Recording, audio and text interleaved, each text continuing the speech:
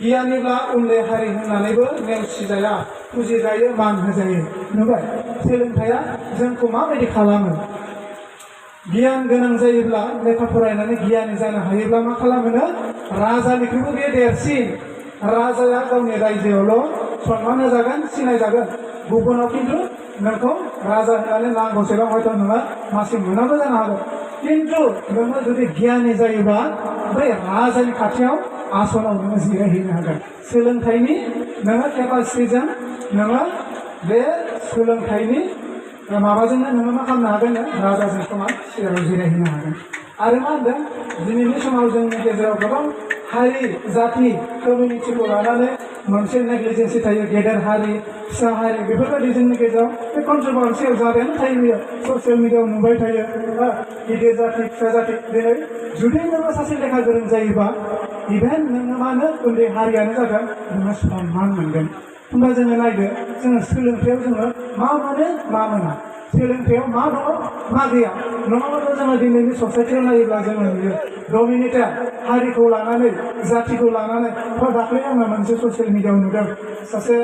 लालुं हारिनि हिन्जावसा बे बरा मानसिजों हाबा जादों एडुकेटेड गार्ल्स एडुकेटेड हिन्जावसा सोलोंथाइ गोनां मानसि बेखौ हाबा खालामबाय सासे बरा असमिया जातिया बेखौ मा खालामबाय बिसोरनि समाजा गाहाय थाखोनि होननानै बिसोरनि न'खरखौ एभयड खालामना दोनबाय थारमाने बिसोरखौ बयकट खालामनानै दोनबाय बिसोरनि नामघराव हाबनो होआ समाजनि जिखुनु जाया खाम काजाव बिसोरखौ थांनो होआ बिसोरनि इभेन न'खराव मानसि थैबाय होमबाबो सारादुखौ खुङासै बिसोरो गुबुननिफ्राय भकतफोर लाबोनानै माने बिसोरो खुंनो गोनां जाबाय होमबा नायदो ससाइटियाव माने कास्ट सेक्स कालार बेफोरखौ लानानै माबायदि माने डमिनेटेड माने इलिगेलि जोंनि ससाइटियाव माबायदि गोसारनानै दङ दिनै जोङो बेफोरखौ जोङो दिनै माजों सुस्रांनो हागोन ससाइटिनि जितु इलिगेल एक्टिभिटिस जितु सुपारस्टिसन गोथै फोथायनाय दिनै बेफोरखौ जोङो समाजनिफ्राय फोजोबस्रांनोबो राहाया मा जोंनि आखायाव मोनसेल' राहा दङ मोनसेल' हाथियार बेनो जाबाय सोलोंथाइ सोलोंथाइनि गेजेरजोंसो जोङो मा खालामनो हागोन समाजनि बैफोर एना अनागार बेफोरखौ जोङो मा खालामनो हागोन जोङो फोसाबनो हागोन गुबुन जोङो जेजोंबो हानाय नङा सोरखौबा रायनानै सोरखौबा बुनानै जोङो बैफोरखौ हानाय नङा इभेन बियो बारासो जागोन होमबा जोङो नायदो दा पावार अफ एडुकेसन बेनिखायनो जायखौ बुंनाय जादों पावार इज नलेज पावार गोहोआनो माने गियान होननानै बुंदों मिथिना बेनिखायनो साउथ आफ्रिकानि बयजोंबो मिथिजानाय मुंदांखा सासे सुबुं जायखौ जोङो नेलसन मेन्डेला होनो बिथाङा सोलोंथाइनि सोमोन्दै ओरै बुंदों जे बिथाङा बुंदों एडुकेसन इज द most powerful weapon which you can change the world थारमाने मा होनदों बर'आवबा माने सोलोंथाइयानो ओरैबायदि मोनसे बयनिख्रुइ गिदिरसिन हाथियार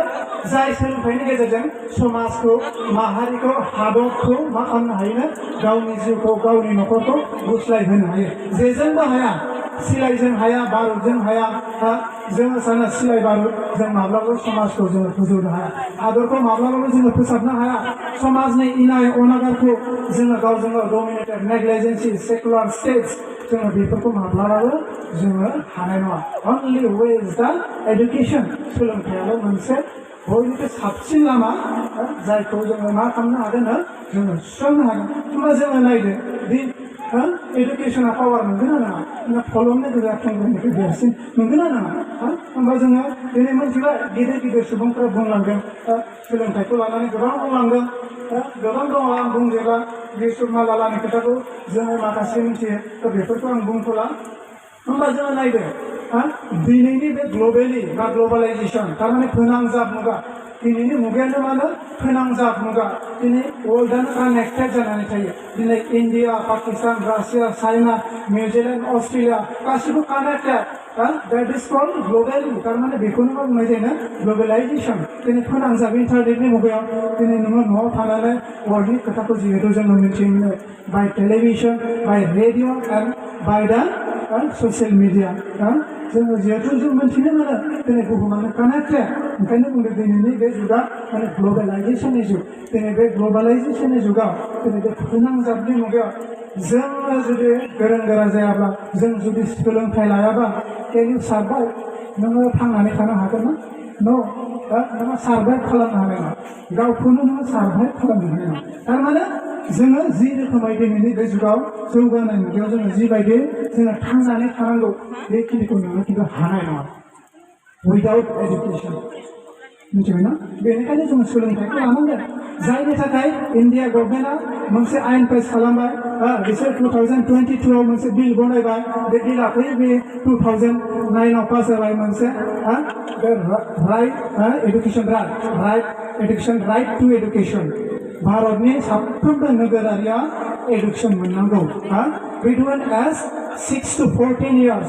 there is free and compulsory education every Indian should get free and compulsory education इन्डियायाव मोनसे मा खालामबाय आयेन खालामबाय सोदांनानै 2009आव लाबोबाय दिनै जोंनि गथ'फ्रा 6 बोसोर बैसोनिफ्राय 14 बोसोर बैसोसिम दिनै फ्रि एन्ड उइदाउट माने थाइसेबो थाखा होआलासिनो दिनै एटलिस्ट जोंनि गथ'फ्रा एलिमेन्टारि एडुकेसन अर प्राइमारि एडुकेसनखौ लानानै दिनै मोनथाय फैबाय दिनै जोंहा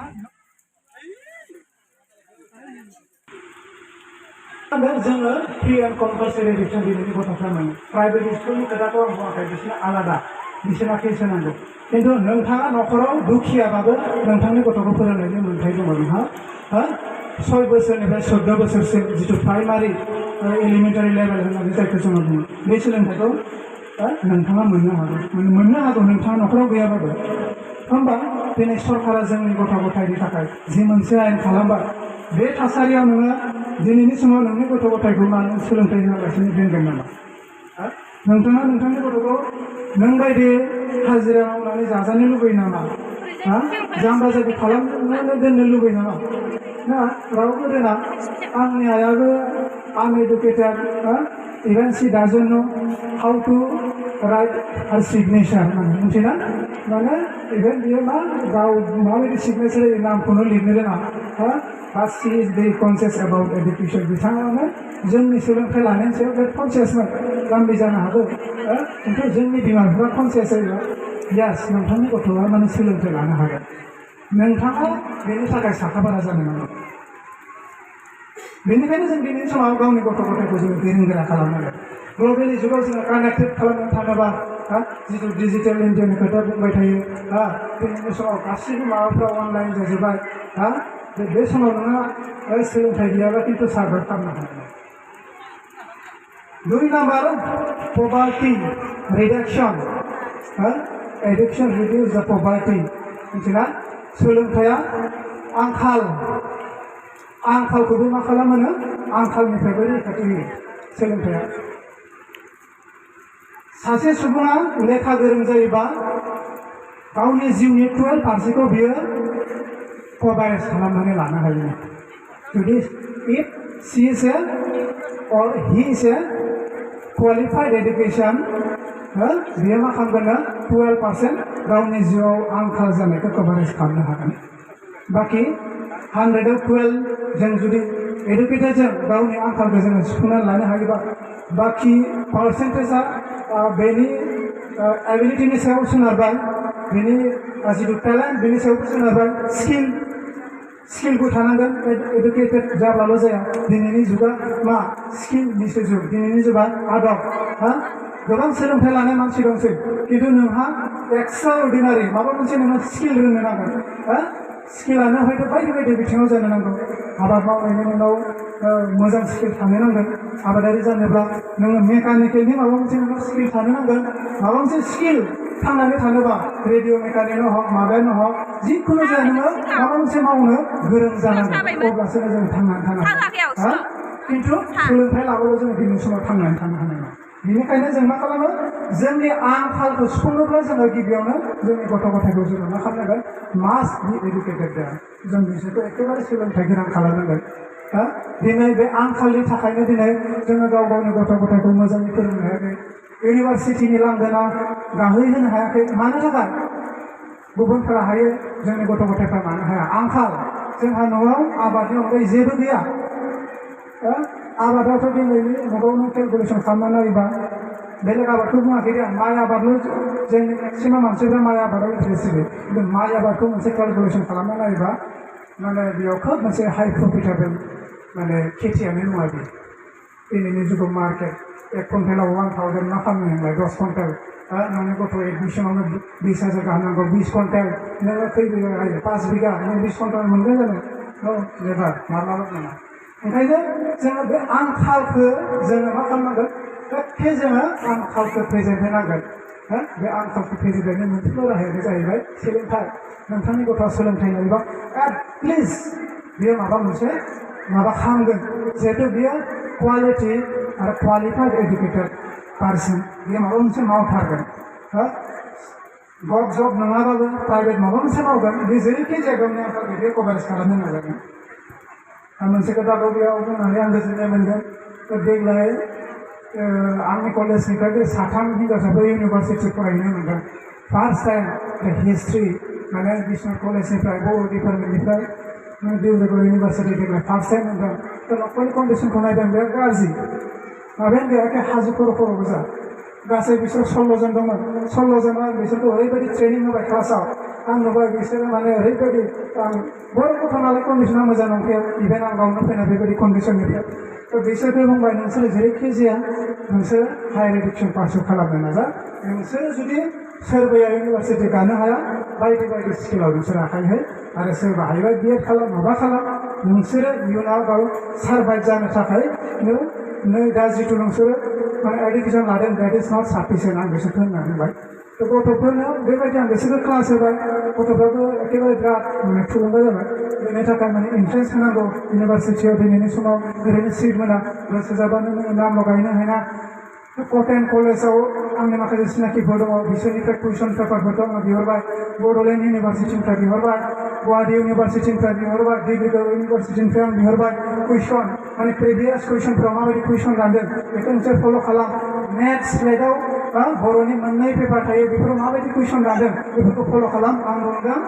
नोंसोरो पास खालामनो हागोन जुदि हार्ड लेभार खालामोब्ला गथ'फोरखौ आं बुंखाबाय नोंसोरो जुदि एन्ट्रेन्स होनो गोसो दंबा मोजाङै फरायनो गोसो दंबा नोंसोरो न'आव थां होखाबाय आं बिसोर न'आव थाङासै टाउनाव थाबाय न'खरनि कन्डिसना मोजां नङा सोरबा डिप्ल'मा फरायो हिनजावसा गथ'फ्रा सोरबा माबा मावबाय उपाय गैया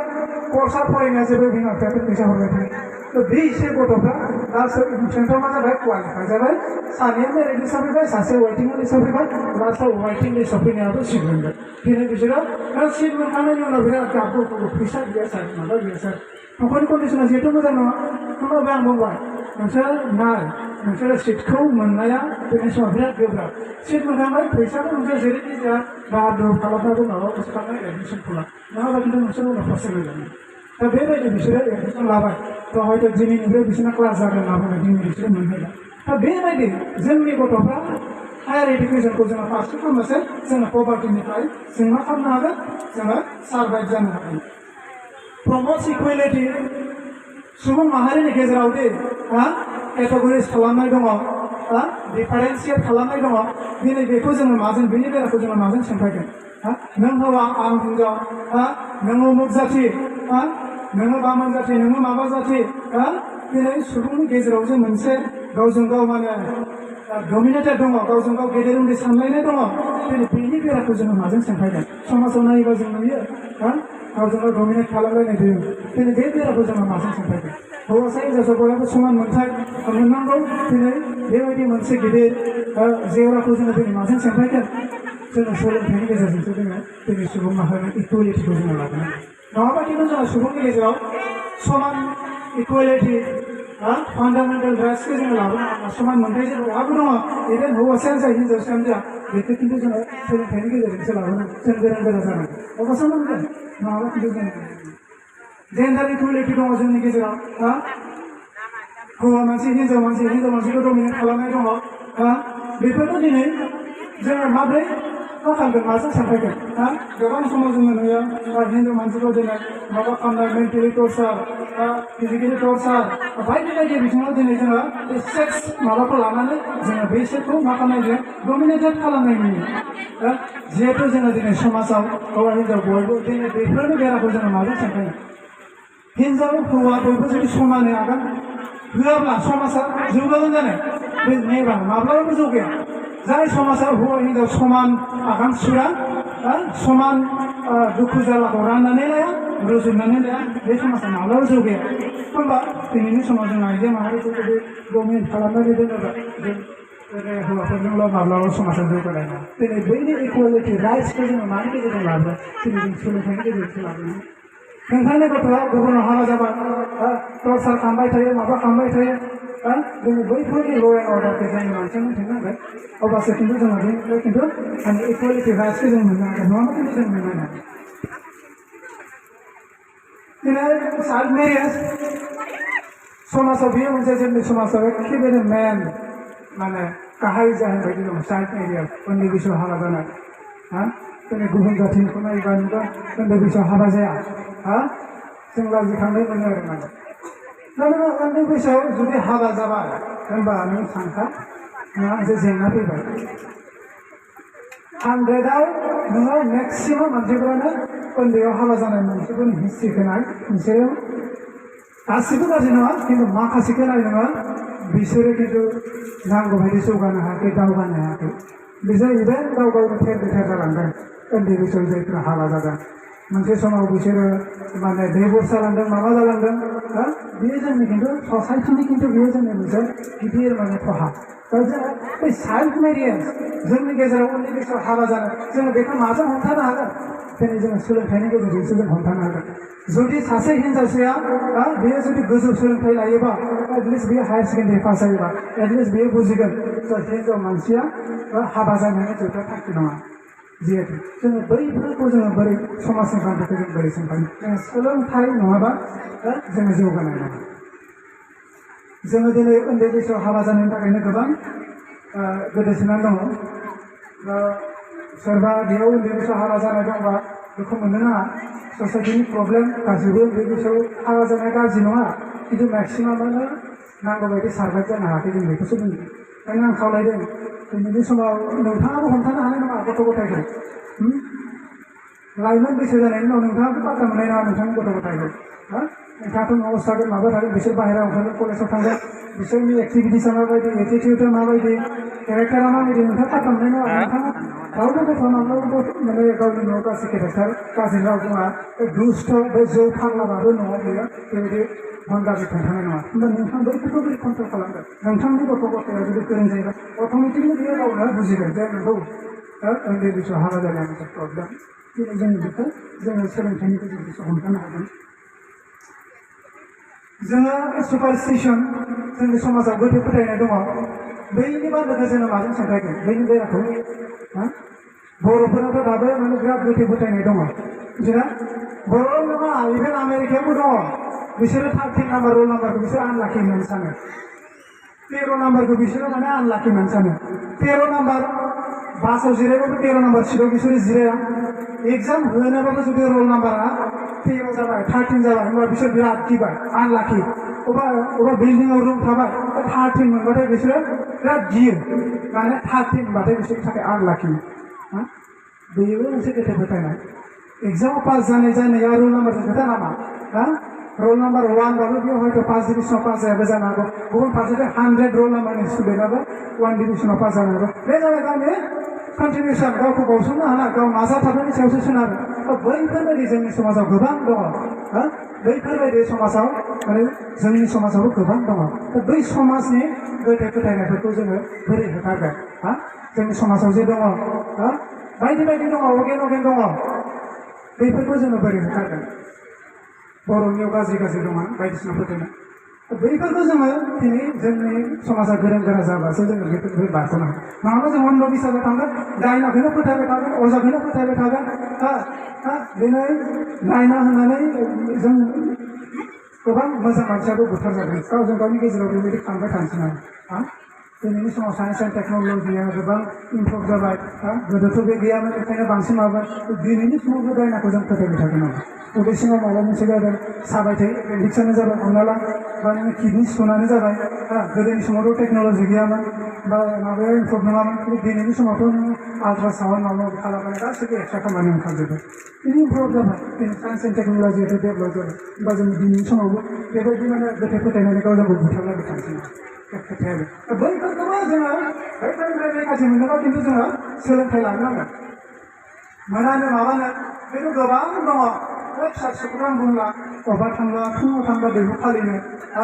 माबा बारस'बा माबा जायोनो बेफोरो माने जोंनि गोथौ फोथायनाय बेबायदि जोंनाव ओरैबायदि माखासे धोरोमारि माने गिदिर गिदिर खाना फोथायनायफोर दं जोङो बेफोरनि बान्दोखौ बा बेराखौ जोंनि सोलोंथाइनि गेजेरजों सुंथानांगोन सेकुलार स्टेट धोरोमखौ लानानै जोंनि गेजेराव कनफ्लिक्ट जाबाय थायो गेजेराव ओरैबायदि जाखांबाय ब्रह्म डमिनेटेड जायगा बेयाव बाथौ सासे दं ख्रिस्टान सासे दं बाथौ डमिनेटेड जायगा बेयाव ब्रह्म सासे दं ख्रिस्टान डमिनेटेड जायगा बेयाव सासे गुबुन धोरोमनि दं बाध्यतामूलक खालामो बेयाव ख्रिस्टान मेजरिटि बा ख्रिस्टानखौ गनायना लानांगौ बेयाव ब्रह्म मेजरिटि बा ब्रह्मखौ गनायना लानांगौ बेयाव बाथौ मेजरिटि बा बाथौखौ गनायना लानांगौ इन्डियाथ' जोंनो राइट्सखौ होदों ना नोङो जिखुनु जाय धोरोमाव थांनानै थानो हागोन धोरोमखौ लानो हागोन दिनै जोङो धोरोमखौ लानानै गावजों गावनि गेजेराव गोबां दाङा लायो एबेन जों बर'निखौनो नायदो बर'नियावनो गोबां थाबाय ब्रह्म थाबाय बाथौ थाबाय ख्रिस्टान थाबाय जोंनि गेजेराव मा जायो गोबां मालाबा धोरोमखौ लानानै जोङो कनफ्लिक्ट जायो आरो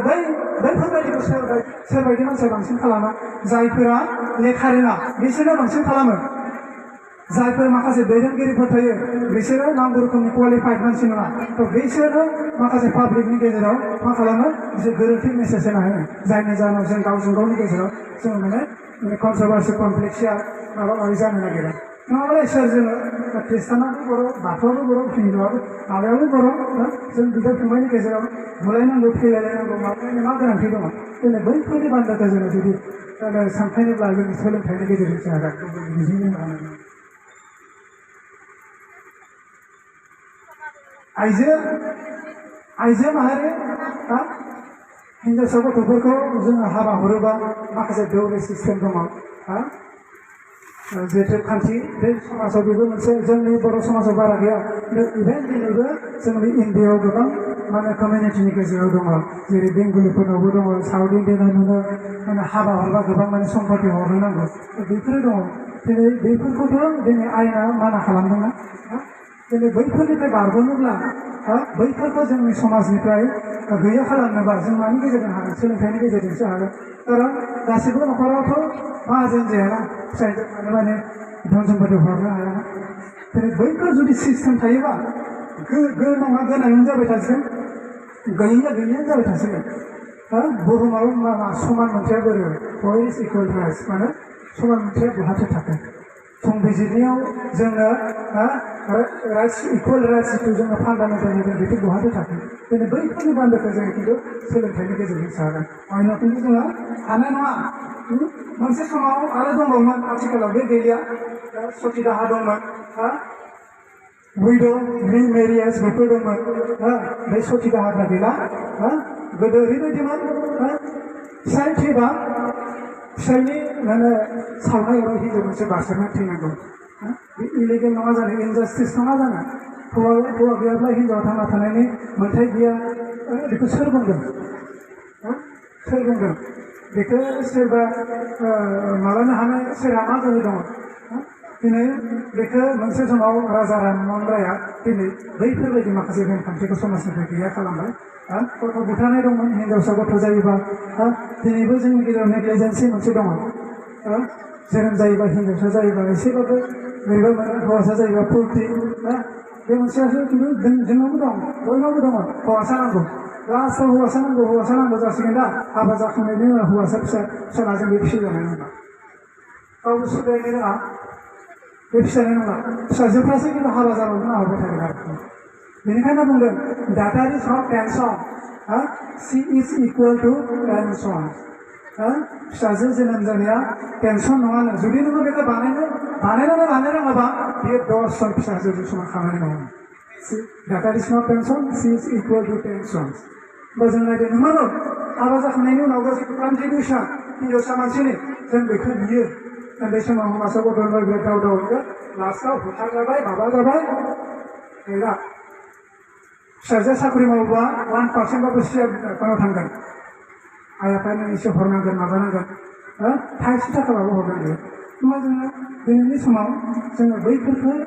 बोरै मा खालामगोन जों सोलोंथाइनि गेजेरजोंसो खालामनांगोन फेमिनिस्ट जानो रोंनांगोन जोंनि आइजोफोरा फेमिनिजम जानो रोंनांगोन फेमिनिस्टआ जाहैबाय नोंनि मोन्थायखौ लानानै नोङो नांनो रोंनांगोन हमना ला नोङो न'खर दायोबा हिनजाव हिसाबै नोंहा मा राइट्स दङ मोन्थाय दङ आंहाबो जे मोन्थाय दङ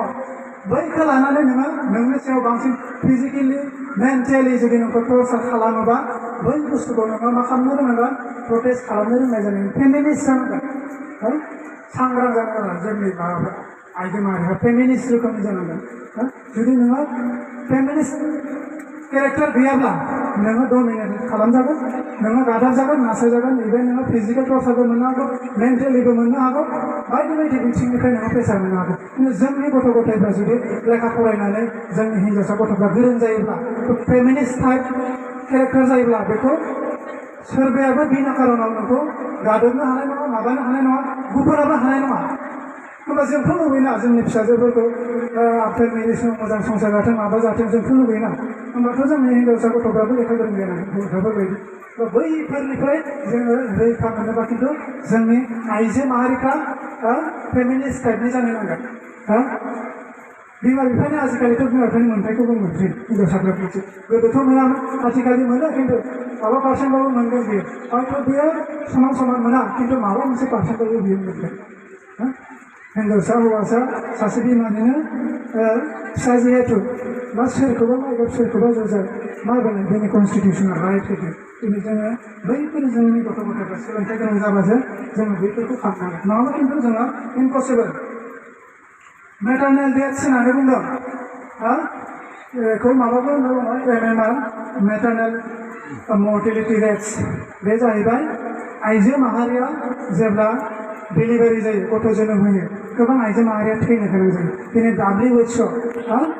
वर्ल्ड हेल्थ अर्गेनाइजेसन बिसोर दिनै सार्टिफाइड खालामदों बेयाव माखासे रिजन दङ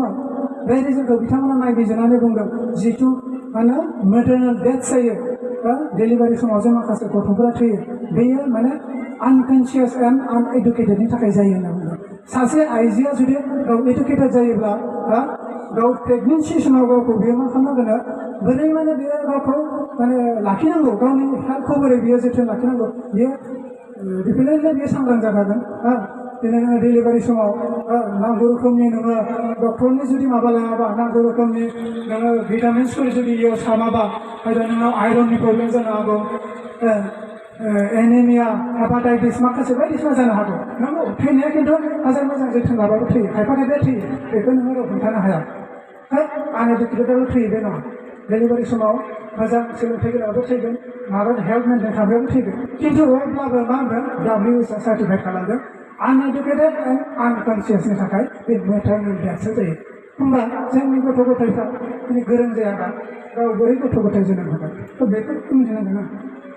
दिनै समाजाव क्राइम जायो बे क्राइमखौ बोरै रिडिउस खालामगोन बोरै खमायगोन रिडाक्सन बोरै खालामगोन ससाइटियाव दिनै गावजों गाव सिखाव डाकात मार्डारार किडनेपार माबा माबि जायो जे दिनै जेसांनो पुलिसआ जेसांनो आर्मिफ्रा सोरबा मा लिडिं जानो मानियाखै सिखावा बारानिफ्राय बारासो जादों किडनेप खालामग्रा बारानिफ्राय बारासो जादों मार्डार खालामग्रा बारानिफ्राय बारासो जादों फोथायनो हायै बायदि जादों समाजनि बैफोरबायदि एन्टि ससाइटि एक्टिभिटिसखौ दिनैनि समाव खमायनोब्ला नों माजों हागोन पुलिसजों नोङो हानाय नङा ल' एन्ड अर्डारावबो नोंखौ हमनो मोनब्लाल'सो मा खालामनो हागोन सासन खालामनो हागोन खिन्थु नोङो बेखौ खमायनो हानाय नङा बे खमायनोबा नोङो सोलोंथाइ लानांगोन सोलोंथाइ गोनां क्वालिफाइड एडुकेसन मानसिया माब्लाबाबो बियो गाज्रि खामानि मावनो गोसो जानाय नङा माब्लाबाबो बियो सिखाव खावनो गोसो जानाय नङा माब्लाबाबो बियो उइदाउट रिजन जाहोन गैयालासे सोरखौबा बियो बुथारनो गोसो जानाय नङा नांगौबा बियो जिहेतु क्वालिफाइड गाव खस्थ' खालामनानै बियो खामायगोन बेनाव जिहेतु बियो एडुकेटेड मानसि बेनाव लाभ केयार एफेक्सन सिम्पेथि होननाय बुस्थु बेनाव थागोन बेनिखायनो बियो गाज्रि खामानि माने बैफोरजों माब्लाबाबो बियो इनभल्भ जानाय नङा जायनि जाहोनाव मा होनदों जोंनि ससाइटियाव जुदि एडुकेटेड ससाइटि जायोब्ला दिनै बै क्राइमफोराबो गिथाव बाथाव समाजनि जिथु क्राइम बेफोरबो जोङो अट'मेटिकलि खमायनांगोन होमबा जोङो नायदो सोलोंथाइनि गोहोआ माबायदि बेनिखायनो जोंहा दिनै सोलोंथाइखौ जोंनि गथ' गथायफोरा लानो नांगोन सेल्फ डिसिप्लिन गावखौथ' बोरै डिसिप्लिन लानांगौ बेखौथ' नोङो सोलोंथाइ गोनां मानसिया मिथिखायो गावखौ बोरै सार्भाइभ खालामनांगौ बोरै गुबुनजों माने कानेक्टेड खालामनानै लाखिनांगौ दिनै सासे सोलोंथाइ गोनां मानसिनि थिंकिंआनो आलादा जाखायो बे एक्टिभिटिसआनो आलादा जाखायो क्वालिफाइड जानो नांगोन जायो दिनै जोंनि समाजाव सोलोंथाइ लाबानो गासैबो क्वालिफाइड